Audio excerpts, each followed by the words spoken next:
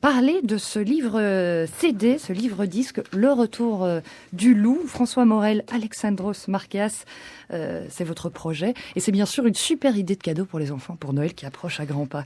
Alors offrir des jeux ou des livres en lien avec la musique, c'est tentant, mais que choisir? Bonjour Jean-Baptiste Urbain. Bonjour Saskia. Vous êtes déguisé en Père Noël ce matin et vous nous proposez quelques idées de cadeaux à faire. On commence par les jeux. Les jeux de société autour de la musique, il y en a, ça existe?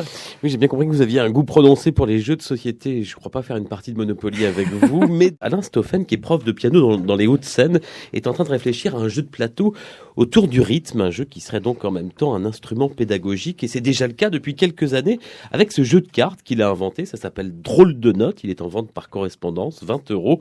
Il l'a d'abord expérimenté avec ses élèves. Le but, c'est d'apprendre la musique en s'amusant. J'ai fait une partie avec lui. C'est simple à comprendre et on se prend vite d'ailleurs au jeu que nous explique donc son inventeur. Il s'appelle Alain Stoffen.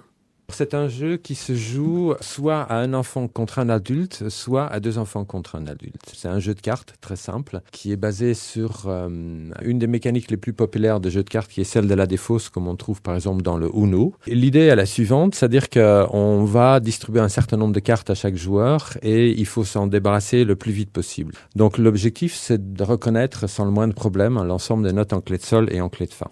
Le véritable but de l'enfant, c'est de flanquer une bonne pâtée à l'adulte. Et ça, c'est l'aspect motivation. Parce que les gamins sont tellement à fond dans cette envie de vraiment infliger la défaite à l'adulte qu'ils sont complètement pris par le jeu et que l'aspect apprentissage et l'apprentissage du solfège se fait naturellement.